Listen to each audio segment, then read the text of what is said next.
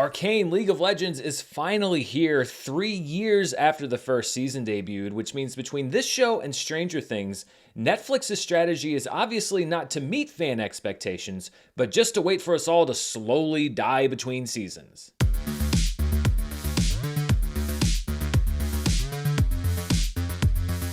This episode's brought to you by Mando. Go to shopmando.com and use promo code Dan for a special offer, and stay tuned after the video for more info. Hello everybody, I'm Dan Murrell, and welcome to my review for the first 3 episodes of Season 2 of Arcane League of Legends. The first season, as I mentioned, came out back in 2021, so this has been a very long-awaited second season. I was late to the party on Season 1. I got it recommended to me from people that saw it, so I'm happy that I can kind of be at the front of the line this time to see how the show is going to wrap out. This is the second season and the final season for the show. Now, one thing I've not done in the last 3 years is to really dive into the League of Legends mythology. So I'm sure that there are a lot of fans of the games and all the other associated media that are way ahead of me on a lot of the things that I'll talk about in the review, but I think that that's all right. And I actually think that that's one of the reasons that this is a very good adaptation of the show or of this mythology to a different medium, because the fans, the pre-existing fans that know all of the lore, etc., can be excited about it on one level, and then the people like me that are just watching the show itself can also be invested and excited and not lost on another level, and that's something the show's done very well from the very beginning. One thing that has not changed since Season 1 is the look of this show. It is jaw-droppingly beautiful, and it shows what's possible in animation or any format with the proper time and money given to the creators. Reports put the price tag for Riot to produce Season 1 and Season 2 of Arcane at $250 million, which I believe would make it the most expensive animated series of all time, but you can see that money on the screen. This looks like a show that's very expensive, unlike some other very, very expensive IP shows that are on various different streaming networks, like, say, I don't know, Amazon Prime. And when you compare the price tag, $250 million, to the price tag of your average Pixar film, which comes in around $200 million, just a little bit more for 18 episodes of streaming television versus one 2-hour movie, isn't so bad when you look at it in that context. Oftentimes I'll wait until a season is over to do reviews, but because we're getting these in little 3-episode batches and it's on such a compressed time frame and it's the last season of the show, I thought I'd try it out doing it batch by batch. So we're going to talk about the first 3 episodes. And if you're watching this video and you're not into Arcane League of Legends yet, and you want to know basically what the show's about, I'll give you a short primer. I know that a lot of people are watching this and already know, but we do want to bring new people into the fold. Basically, Arcane League of Legends is about 2 sisters, Vi and Jinx, who find themselves on opposite sides of a war between the affluent city of Piltover and the downtrodden, poor city of Zaun, which is located just across the river and where many of the residents have been driven to live underground. Piltover's figured out how to use hex tech, which can power machines and weapons using arcane magic, which is powerful but unstable. This only widens the feud with Zaun, where the streets are dominated by a substance called Shimmer, which is both a powerful drug and able to turn people into fearsome monster-like creatures. And that's the basic premise of the show. There's a lot more to it, a lot of political intrigue, etc. So if you haven't seen it and you're interested or you're on the fence, go watch the show now. You can probably catch up by the time we get to the last episodes, which air in a couple weeks, because I don't think you're going to regret it. If you're intimidated by the fact that it's League of Legends and you don't know anything about League of Legends, that's where I was in Season 1. Don't worry about that. Go check out the show. Come back and watch all of the reviews that I've done for Arcane. But if you are a fan of Arcane, you have seen the show, and you've seen the first 3 episodes, then let's dive into it. Now, I am going to start talking spoilers from this point on. So if you haven't seen those episodes and you don't know what's going to happen, this is your last chance before we get into spoilers about episodes 1 through 3. If you've already seen them or you don't care, stay tuned. But this is your last spoiler warning right now.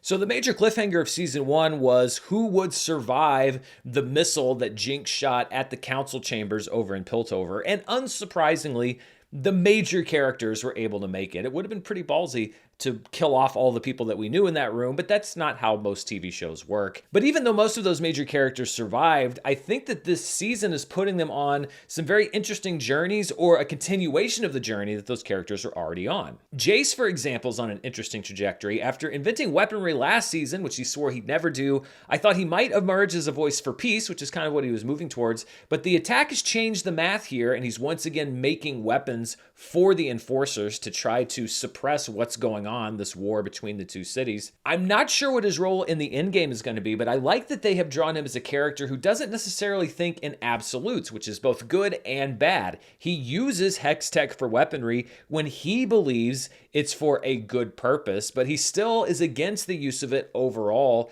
and that has helped him in some ways and hurt him in some ways. It's opened him up to being a hypocrite in some people's eyes and to be a hero and a reasonable person in other people's eyes. And I think that his endgame and the decisions that he makes and how they affect the overall outcome are going to be the most interesting part about his character, and they continue this season into this sort of back and forth with him about using the technology and not using the technology and the consequences that he's seen either way. Victor's also in an interesting spot. This poor guy just can't catch a break. He was already dying, then he was injured even more in the attack, and now he has a fully regenerated hex core body and can seemingly now heal other people in need. Maybe he is the unity of technology and good that he and Jace have been searching for this entire time, and it would be nice to think that he can have this rise. It seems like a sort of a messianic figure to the people of Zaun. But if the show has been telling us and has taught us one thing, it's that no use of arcane magic comes without consequences. So I worry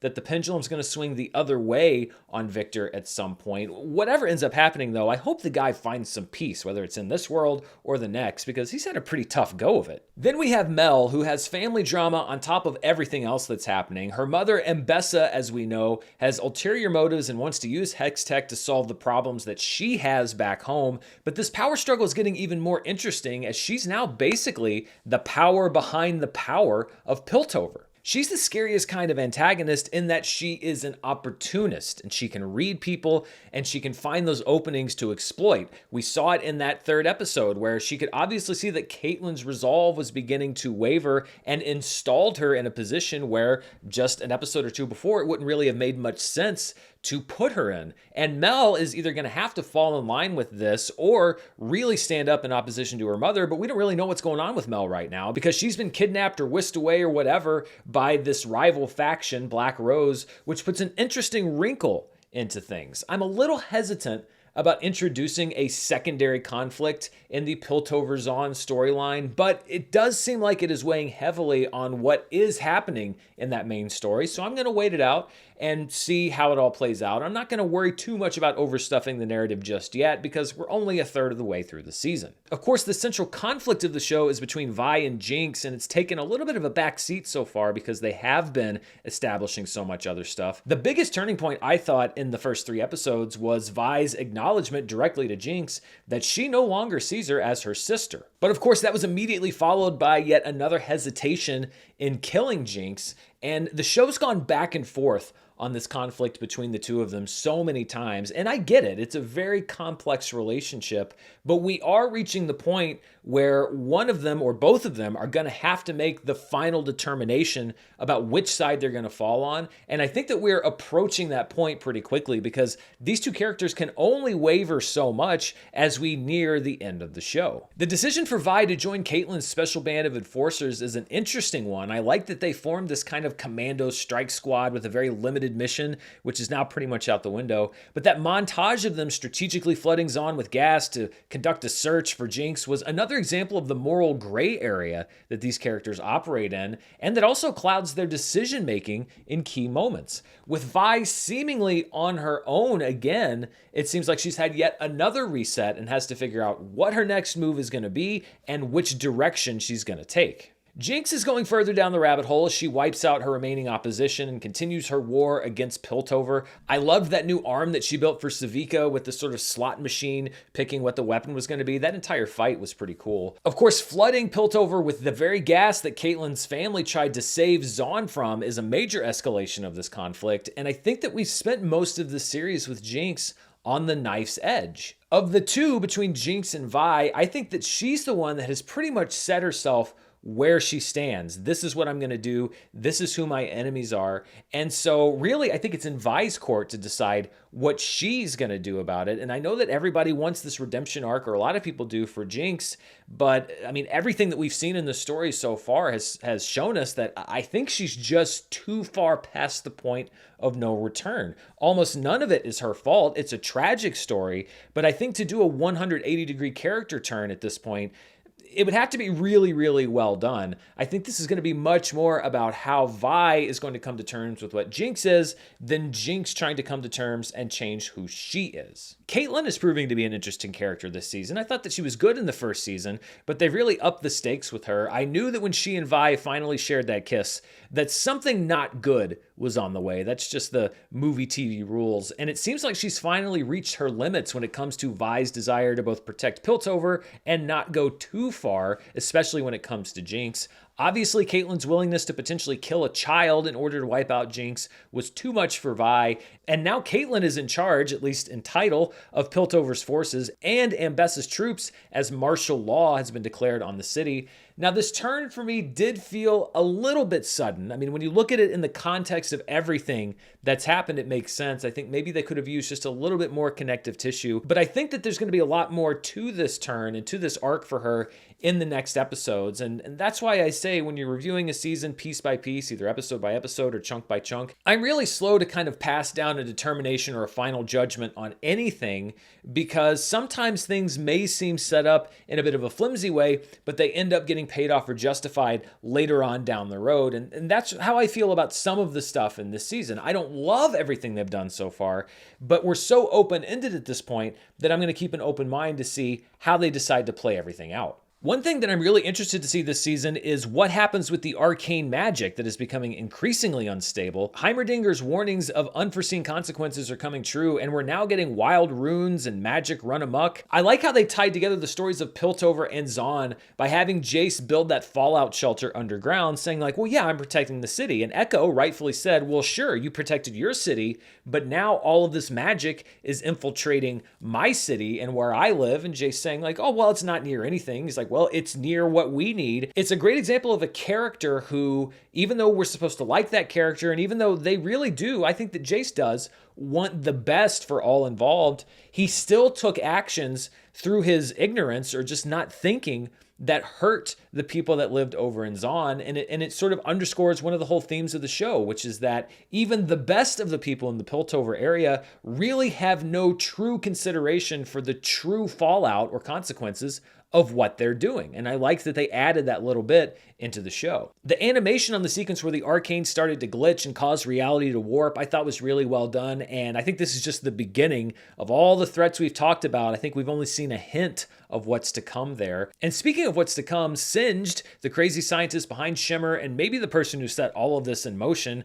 indirectly, is up to something. Each episode ended with another step in his latest experiment, which seems to involve some kind of a wolf hybrid monster. Now, I'm sure that the League of Legends fans are probably yelling at the screen, telling me what it is, because this does feel like something that's probably been established in the games, etc. But again, as a viewer, I'm intrigued because I don't know exactly what's going to happen here. The one thing that we do know is that if Singed is working on something, bad things usually tend to happen. And whatever this monster is, obviously part wolf, it looked like it was maybe part human, and I'm sure there are fan theories running around about, do we know who that human is or who that human might be? This is another thing, like the arcane magic kind of going crazy, that is going to drop in these next two acts that we really haven't seen a whole lot of as far as everything that's been set up so far. Overall, I thought this was a solid start to season 2. Story-wise, they're doing a lot, and I think the show's lost a little of the focus that we saw in season 1, but that's common when you're expanding mythology like this. What's most important is the journey and where it takes its characters across the whole season, and I think the major conflicts like Ambessa and the Black Rose, Vi and Jinx, the conflict between the two cities, what's going on with the Arcane, these are all stories that interest me, that I want to see what happens next. I may have issues here and there with how they've set it up so far, But a lot of that can be forgiven if they can blend everything together and really deliver something special at the end of the season. This is a show at one point, I think, that was supposed to go for 5 seasons, and eventually Riot said, you know, let's just do it in 2. And I respect that. They had huge ambition and huge plans as a company to bring us a lot more entertainment, and it seems like they have recognized that there are limitations, and I appreciate that they looked at this show, which is their flagship show, and said, you know, instead of stretching this out into multiple seasons that we don't really have a plan for, we don't know if we're going to be able to deliver the resources for, let's do 2 really good seasons, hopefully, that have all of the resources we can put behind it into them and deliver overall a show that might be shorter, but that we think is better. Not a lot of people think that way, and I appreciate that it seems like that was their motivation with Arcane. From an animation standpoint, this is still one of the most beautiful animated shows I've ever seen, animated things I've ever seen. Such care obviously goes into every frame, and these first 3 episodes delivered so many great sequences, especially the fights and the montages. The visual storytelling on display here is superb. And just on that level, putting aside the story, I think that Arcane is a show that's going to merit rewatching multiple times, even after it wraps up. So I'm hooked back in and excited for the rest of season 2. What about you? Were there some things you liked? Were there some other things you didn't like so much? Are you a League of Legends fan who has their own set of theories about what's going on?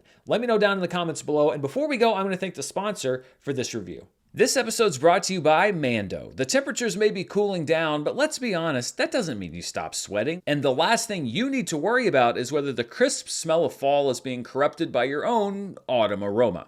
That's why I like having Mando around all year long. No matter what you've got going on, Mando is there to make sure you smell as crisp as a freshly fallen leaf. Mando is a whole body deodorant made specifically to be used anywhere and everywhere on your body, and it's been proven to block odor all day and control odor for up to 72 hours. Mando deodorant comes in solid stick and spray options, and all of their products are baking soda and paraben free. Plus, Mando comes in a variety of scents like Cloverwoods, Pro Sport, and my favorite, Mount Fuji. Mando's starter pack is perfect for new customers. It comes with a solid stick deodorant, cream tube deodorant, and 2 free products of your choice, like mini body wash and deodorant wipes, plus free shipping. As a special offer for fans of the show, new customers get $5 off a starter pack with my exclusive code. That equates to over 40% off of your starter pack. Use code DAN at shopmando.com. That's shopmando.com.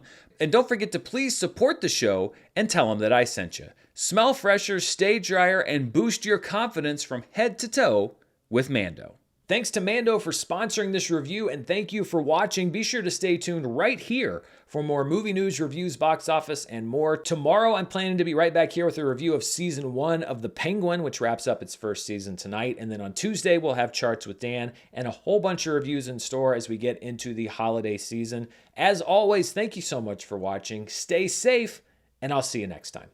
Bye.